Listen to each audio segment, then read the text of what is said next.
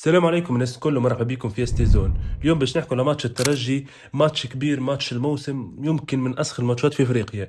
المقابله بين الترجي الرياضي التونسي والاهلي المصري. الماتش هذا يعتبر كلاسيكو افريقي بامتياز. زوز اكيبات من كبار افريقيا وعندهم تاريخ كبير ومنافسات طويله في الشامبيونز ليج. ماتش الذهاب ان شاء الله باش يكون في رادس مع بحضور جماهير الترجي اللي ديما تدز مع ليكيب ويعمل اجواء ممتازه ورائعه في الماتشات الكبار. واحنا نعرفوا اللي كي يكون الجمهور حاضر في رادس الترجي يعطي حاجة أخرى فوق التيران. وزاد شفنا في الأيامات الأخيرة قديش جمهور الترجي حاضر وقاعد يدعم في الفريق، حتى في التمرينات اللي شفناها الأمس. شفنا جماهير جاوا وشعلوا الفلامات وعملوا أجواء عالمية، وحاولوا زاد إن هم يبعثوا الرسالة للاعبين اللي هم ديما معاهم.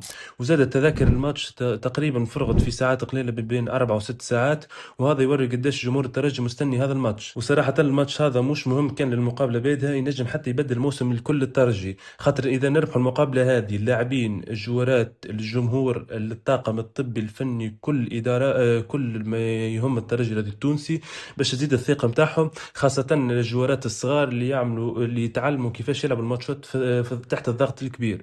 وحتى للفريق بصفه عامه تنجم تكون نقطه تحول للسنوات الجايه، خاطر كي نشوف الترجي في السنوات الاخيره بعد التتويج بالشامبيونز ليج 2018 2019 الفريق دائما يعمل نتائج باهيه اما ما بقاش يوصل للتتويج. مرة نصف نهائي، مرة ربع نهائي، مرة نهائي، وبعد يرجع ينقص شوي ويرجع يطلع. يعني موسم يطلع وموسم يهبط، موسم فوق موسم نقطة. وزادة ما ننسوش اللي قبل عامين تقريبا مع المدرب البرتغالي ميغيل كاردوزو كنا وصلنا للنهاية، رغم انه برشا ناس قالت اللي الترجي مش حاضر والكيب مش قوية، لا ومع هذا وصلنا للنهائي وخسرنا ضد الاهلي 1-0. اما فما معلومه اخرى زاده مهمه، في ماتش الاياب في القاهره في الاستاد نتاع الاهلي، الماتش باش يلتعب من غير جمهور، لا جمهور الاهلي ولا جمهور الترجي. القرار هذا بعد جاء العقوبه اللي صارت للاهلي من الكاف في ماتشهم ضد الجيش الملكي. من جهة أخرى الأهلي في الفترة الأخيرة ما يعيشوش أحسن فورمة. في آخر ماتشات في البطولة شفنا إنه خسروا زوز مقابلات من آخر 3، وحتى خسروا في ماتش ضد كيب من مرتبة 14، وتقريبا بصفة رسمية خرجوا من الصدارة متاع البطولة ومن المراتب الأولى للبطولة المصرية. حاجة هذه مش متعودين بها خاصة من فريق الأهلي، ولكن هذا يعطي دافع أكثر إنه الترجي يربح. وزاد في ديسمبر الفارط خسروا 3 مقابلات متتالية وهذا شيء نادر، ولكن افونتاج ممتاز للترجي. لكن في نفس الوقت لازمنا نبقى واقعيين، الاهلي يبقى فريق كبير وعنده خبره في المواعيد هذه.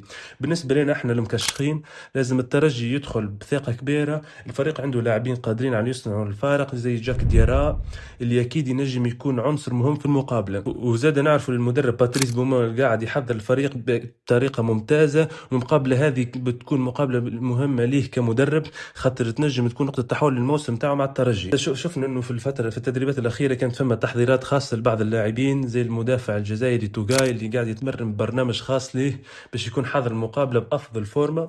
وزاد كيف للاعب البرازيلي ينصاص اللي رجع بعد الاصابه اللي سيتم تحضيره بطريقه خاصه للمقابله هذه. فما امكانيه زاد نشوفوا رجوع يوسف المساكني بعد غياب طويل بسبب الاصابه والظروف الصعبه اللي عاشها في بعد حاله الوفاه. بالنسبة للتشكيلة تنجم تدخل الماتش حسب رايني، ممكن نشوفوا حاجة زي جارديان كالعادة بشير بن سعيد، على اليمين ما بين دراجر وكيتان فضلوا دراجر اللي سيكون إن شاء الله حاضر، على اليسار كالعادة بن حميدة، دفاع جلاسي توغاي، خط الوسط معز الحاجة عليه نفضلوا انه ما نلعبوش اوغبيلو، لانه اوغبيلو شفناه في المباريات الاخرى ما يعمل حتى شيء تقريبا. معز الحاجة عليه شهاب الجبالي حسام تقاء. على اليمين اذا كان ينساس حاضر ينجم يبدا، ممكن يبدا بينساس، لكن ممكن يكون كسيل ابو عاليه احسن. على اليسار جاك ديارا اللي ممكن يعمل واللي يكون نقطه الفرق في المباراه. راس الحربه وشفنا المدرب قاعد يركز اكثر على دانو واللي ادى اداء مباراه ممتازه في الفتره الاخيره، وسيكون دانو ان شاء الله. والا ممكن نشوفوا تبديل ما بين شهاب الجبالي وينساس يبدا يلعب تحت المهاجم. يعني شفنا ينساس في اكثر من مره، اكثر المباريات الكبيره كان يلعب تحت المهاجم وادى اداء ممتاز.